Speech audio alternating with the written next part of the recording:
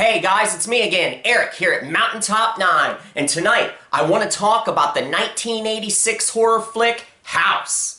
Now, House is a very famous movie, and for good reason. I think that it blends horror elements and comedic elements very well. Most movies just can't pull off that delicate balance. I mean, think about it. You're trying to unnerve the audience, but you also want to give them a laugh every now and then, and that is just like walking a tight wire, man. It's like walking a fucking tightrope trying to pull that off. This movie has a really good pedigree. I mean, it's directed by Steve Miner, who for us horror fans is famous for directing Friday the 13th Part 2 and 3. So that gives the movie an instant leg up, having someone in the director's chair like that. In addition to that, Sean Cunningham was one of the producers. You've also got Fred Dekker. He's famous for Night of the Creeps and the Monster Squad. Well, he's the guy who came up with the original story for this movie. So this movie just had a real leg up in terms of talent.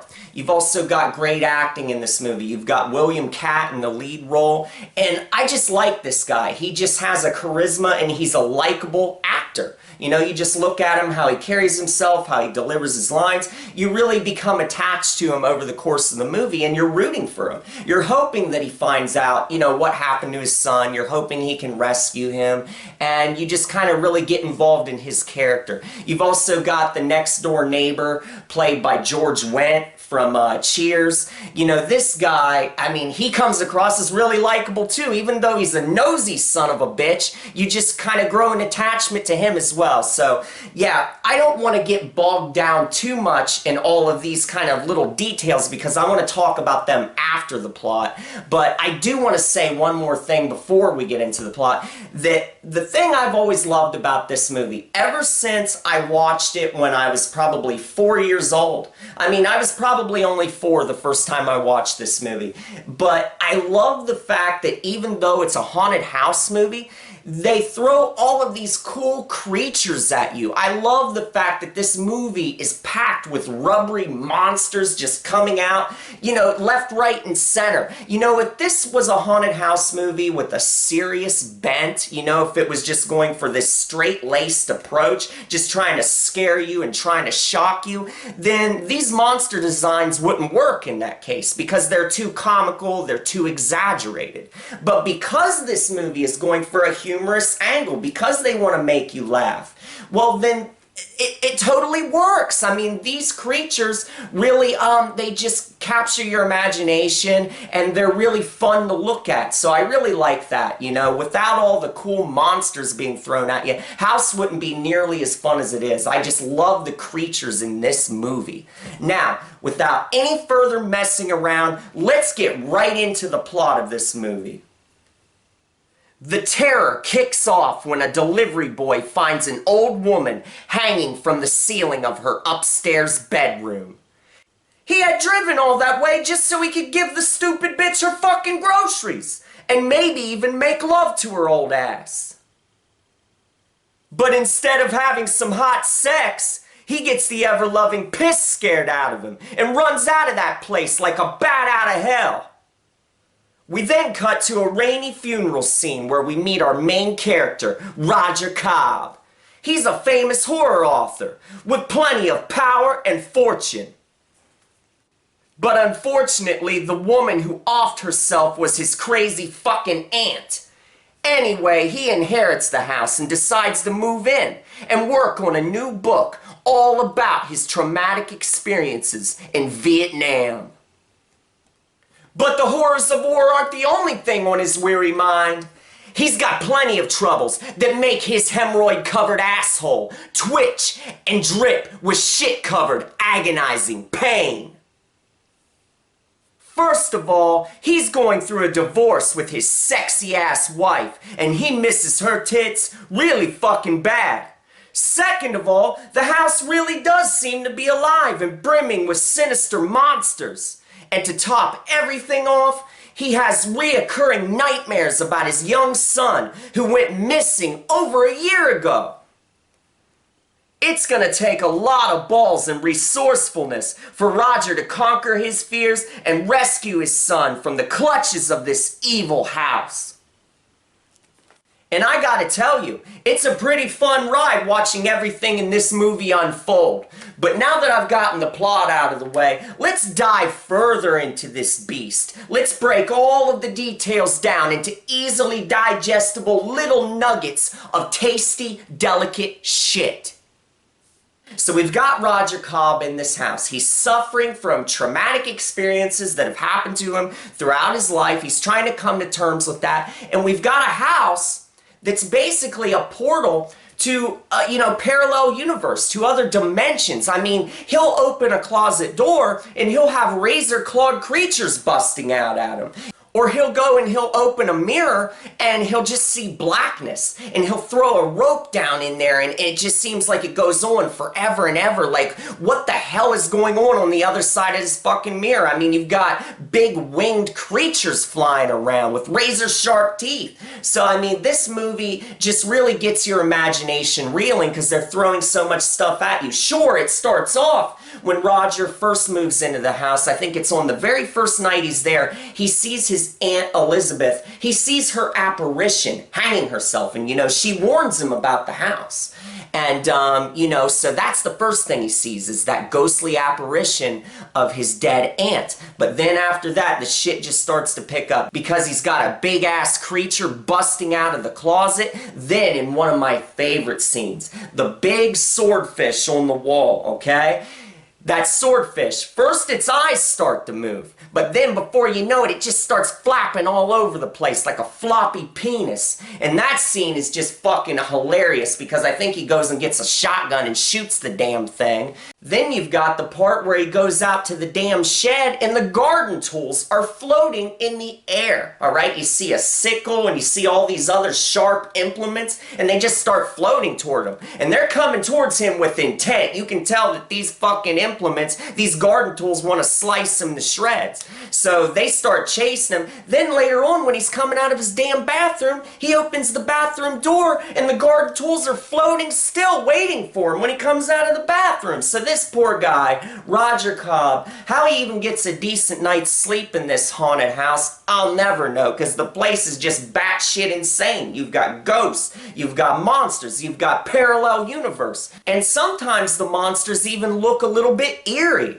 I mean, there's a part in this movie where Roger is babysitting this kid, alright? The mom dropped the kid off and Roger has to look after him, and these two monsters come and try to pull this kid up into the chimney. Now, the monsters in this scene, I think, actually look a little bit creepy. I mean, it's something about the way their eyes look. They're just rather menacing, and the fact that they're trying to pull this kid into the chimney, I think that scene comes off a little bit creepy. So I like those monsters. I actually wish it would have shown those monsters a little bit more, and maybe in more of an atmospheric type fashion. I know this movie tried to balance the horror and the comedy, and they were walking a tightrope and everything, but I think some shots of those monsters, like standing at the end of a darkened hallway or at the edge of a staircase, something like that would have maybe gave this movie a little bit more of a eerie flavor if they would have done that. They could have gone that route a little bit more. But let's talk about the main thrust of this movie for a minute, okay? This whole movie, it's not just a simple haunted house flick. That would be selling it short. What this movie seems to be all about is the main character, Roger Cobb. He needs to face the guilt of his past and he needs to let it go, alright? We already talked about the fact that he was in Vietnam. Well, something really bad happened while he was there, and he can't put it to rest, and that's kind of what the movie's all about. Once he does put it to rest, and he says, I'm not going to let the fucking past have any hold of me anymore. Once he does that, once he has that moment of catharsis, then all of the terror goes away. The house can't hurt him anymore. The house can't prey on him. The only reason it's able to inflict all of this mental anguish upon him is because he's weak. Anyway, what happened in Vietnam is him and another platoon buddy were out, and this guy, Ben, got hurt. He got mortally wounded. And while he's laying there on the ground, he says to Roger, he says, "Hey man, finish me off, Roger." But he can't do it, okay? And what happens, because he can't finish him off, the enemy forces come and they drag Ben away, all right? They end up torturing him for weeks before he finally dies. Well, Roger has to live with the guilt of knowing that he couldn't follow through. He couldn't put Ben out of his misery. So he's lived with that guilt festering inside him for years. It's been torturing him psychologically. And when he goes back to this house, he's got to confront these fears. He's got to put this shit to rest. So I like that whole element because, you know, like I said earlier, you're rooting for Roger Cobb throughout this movie. Now let's talk about the score for a minute. The score to this film is done by Harry Manfredini. And if you are familiar with my other videos where I've brought up Harry Manfredini, you'll know that I'm not the biggest fan of his work, okay? I just think it's alright. It doesn't move me, it doesn't instill me with really great feelings. I've never really been that impressed with his work. And of course, he's famous for scoring the Friday the 13th movies, alright? Everyone loves him, his work in those movies, and I've told you before, I just think they're okay. I think they're workmanlike. I think they fulfill a certain criteria, but they don't push the envelope. You know what I mean? I've said before that my favorite kinds of scores, just getting off on a tangent for a minute, the reason I don't really like his work in the Friday the 13th movies that much is because they're that big, you know, over-the-top, overwrought, orchestrated type thing. I like the coldness, the eeriness of a synthesizer score. But I digress. You know, for what he did for the Friday the 13th movies, it is what it is now, and everyone accepts that. Some people are fans, some people aren't. I'm in the camp that's just really nonplussed by Harry Manfredini's work.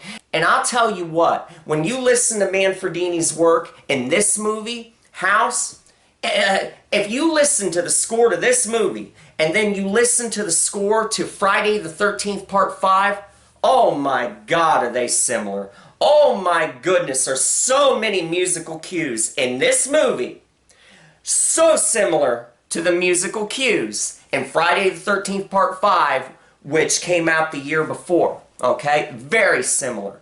And I'll tell you why I think that is. I think that Harry Manfredini, and this is just my speculation, coming from the fact that I'm also a musician. I also compose music. And I'll tell you one thing I like to do sometimes. When I've got my keyboard and everything hooked up, lots of times I'll just come up with a lot of stuff all in one big writing session, and I'll lay it all down, and I'll get like a nice inventory of stuff, a nice backlog of stuff that I can go back to then for a little while and just feed off of it bit by bit. When I'm doing different video projects, I'll just go back to that one big marathon session and I'll keep taking cues from that.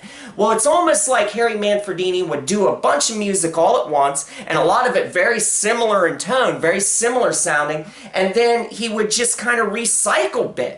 And when he'd get different movie projects, it's almost like he just kept submitting like things from the same damn session. You'll be like, holy shit, didn't I hear that same damn musical cue in Friday the 13th Part 5? And you'll hear it here in House and you'll go, holy shit, you could close your eyes in certain parts of this movie and think that you're watching Friday the 13th Part 5 because the music is so similar. And I'm not kidding. And my opinion, my speculation is because he would just compose a bunch of music, record a bunch of shit, and then he'd just sit on it for a while. And he wouldn't do anything. And when people would need music, he'd just pull stuff out of there that he'd already done.